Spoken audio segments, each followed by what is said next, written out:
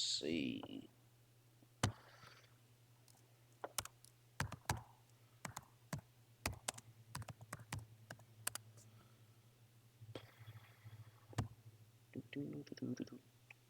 What's up, guys? Gabriel Varga. Okay. Seems interesting. Karate combat. That's good. Okay.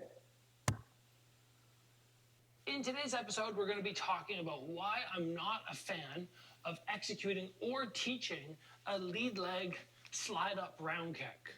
So a lead leg round kick, in my opinion, is a fantastic technique. It's something that can come from out of nowhere. It can create so much damage, and I think everybody should have it in their arsenal. One of the reasons, though, that I don't like throwing it, and I don't like teaching it, and I don't have too much respect for it when I'm on the receiving end, is we're sliding up to here, and we are already in rotation mode. So we don't have any rotation into the kick, and we're just throwing. It would be essentially like... We're going to fix that. Okay, first and foremost, to get this out of the way, I actually have a lot of respect for Gabriel Varga. He has a lot of good information, a lot of good videos about fight breakdowns, fights that are going on, and just general skills. He's actually very good. He's fairly well accomplished. It's like, and I'm not going to try to take that away from him. It's like, but this is a pretty good instance on why styles and training methods are actually very important, or far more important than a lot of people want to give credit for. So one of Gabriel's backgrounds is, he tells a story in one of his videos from like a couple of years ago. He used to do forms of karate and stuff like that when he was a kid, probably up into a teenager. But lately he's mostly been doing kickboxing, and he's fairly well accomplished within kickboxing.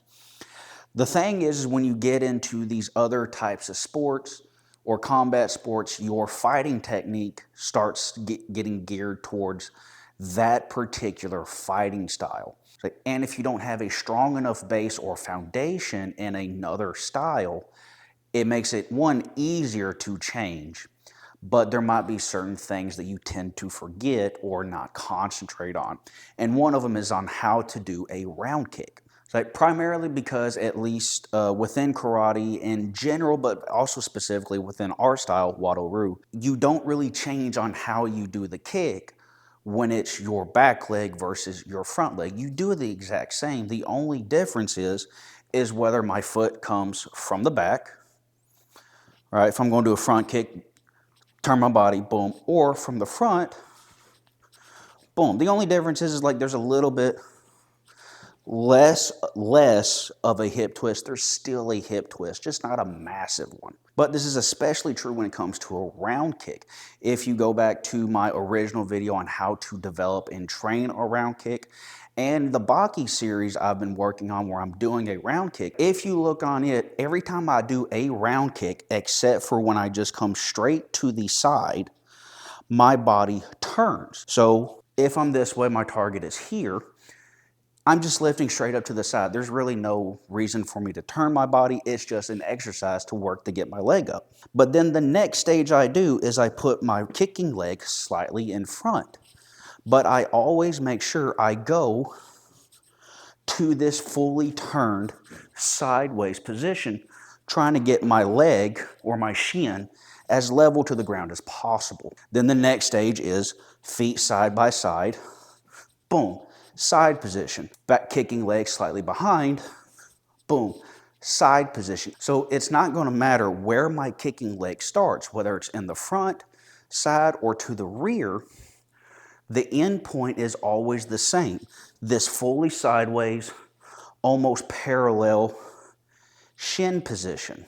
So if you look at his video, and his reasons are completely valid for what they do, but we're trying to make our lead leg actually work.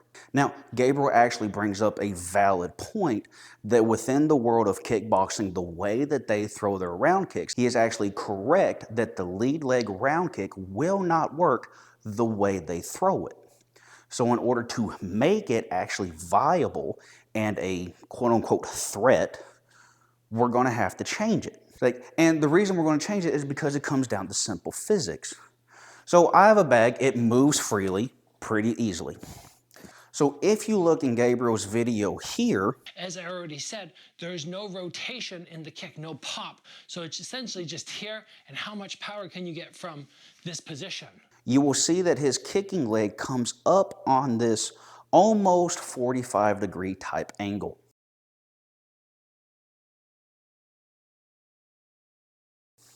So here's the thing. When we are wanting to put force into an object, the optimal direction we want to be is, if this is straight up and down, perfectly vertical, I want to be as much horizontal or at a right angle, perpendicular, to that surface. So when I go to punch, whether it's low or high, I want my force to go as much in a perpendicular line as possible. With a kick, the same thing applies. So if I'm going to attempt to go almost to the full side of the bag, but I come up at a 45-degree angle like his kick does, I'm going to make contact here. Watch what my arm does. It naturally, one, my force is kind of diffused over a larger space, but my technique also rises. And I'm going very easy on purpose. But if I try to come to this full side,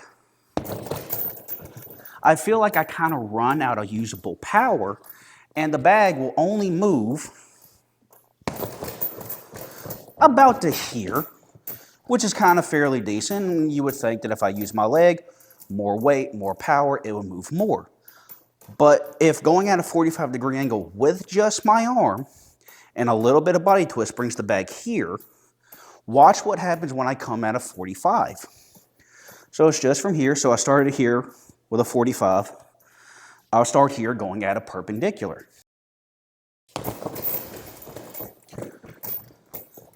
The bag moves more because more force goes into it, which is what we want. We want every technique to matter.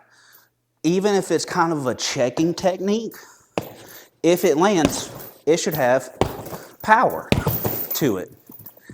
I hate seeing people throw out techniques and they're just like trying to get points or something like that. No, make it a danger. Make someone pay attention to it, right? So in order to make this lead leg kick, like he says you come up, you're already in this turned position. There is no turned position. It's a neutral position more than anything because you haven't thrown anything. This is a neutral position.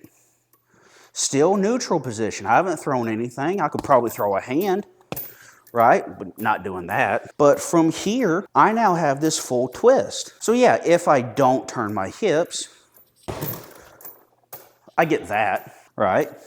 But if I turn my hips just very simply and kind of sloppily, I get that much more. Now, what I do in order to accomplish that is I have a little bit of a flick here and a rotation with my back foot. So at the same time, here, boom, together. Boom. And you can probably prep your back foot a little bit.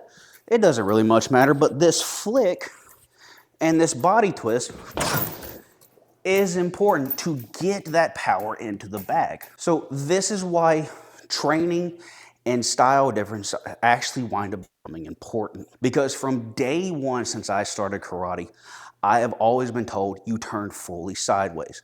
You want to make what we call making a T with this leg to your base leg. You want to try to make a T. And it's to ensure that you turn your body fully. And by doing that full rotation, it makes it easier if I choose to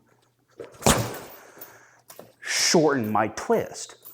I can get a little bit more speed into it versus a full turn, but since I am used to turning my body all the way, it makes it easier for me to then just not turn as much because it just means my body has to do less. It's much harder for someone to be used to only turning a little bit and then suddenly have to go to a full turn. And I'm going fairly mild because I'm trying to talk at the same time. We tell students this, that they're not turning enough.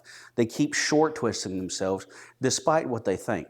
And the best example of this is a quote from Louis Simmons himself, a strength coach icon, in which when it comes to lifting heavy weights, if you train wide, you can do narrow, but you can't train narrow and do wide. Because we wide stance squat. A close stance will never build wide, but wide will build close. Okay. That's why a sumo deadlift will build a conventional deadlifter. Now, technically, you should practice both. But if you get used to doing big movements with your stuff, it makes it easier, especially in the heat of the moment, to just short chop it, to just try to get someone's attention. But if I kind of want to lay it into them a little bit, like say I purposely short chop it, just kind of boom, maybe make it sting just a little bit, make them kind of block where I want them to, and then they're not paying attention. Really lay that kick into them. Or maybe they're expecting the head kick, like Gabriel winds up saying later on, so, which is cool. I'll drop it down to the body. Now he says he'll take the body shot and then go and grab it, but if he's fully expecting it to be a normal kind of front leg round kick, because he says he doesn't respect it, and you throw out a fully turned one,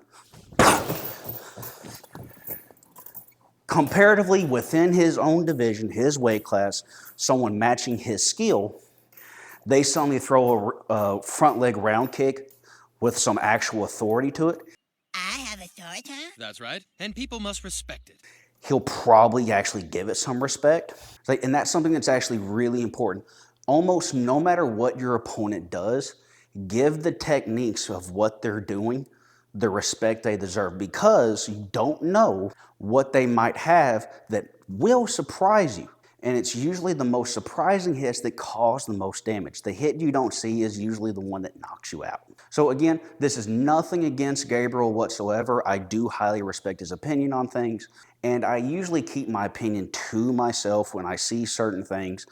But this was a matter that really kind of hit home with me. Mainly, specifically, I love kicking. I love being able to kick. I love teaching kicks. And to see a simple thing of you're just not turning your body to make the kick effective, and making that the premise of why you don't respect a given technique.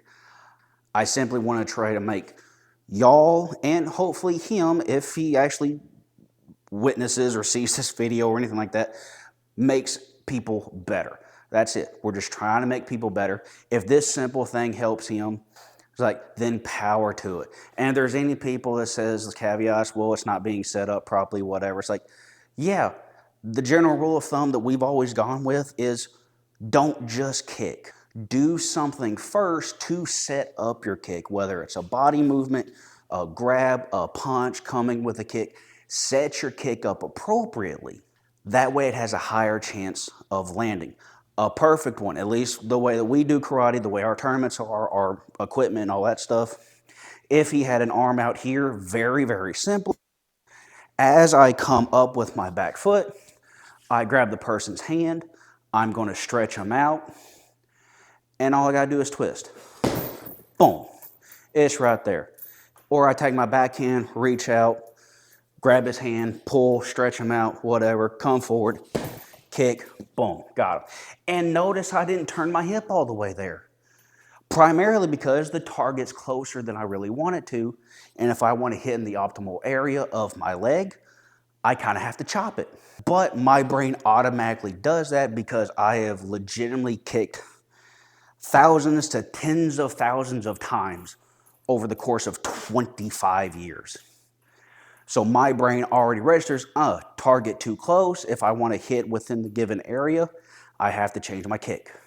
So I hope this is enlightening to some of y'all or most of y'all, hopefully. I'm Matic, and I'll catch y'all next time.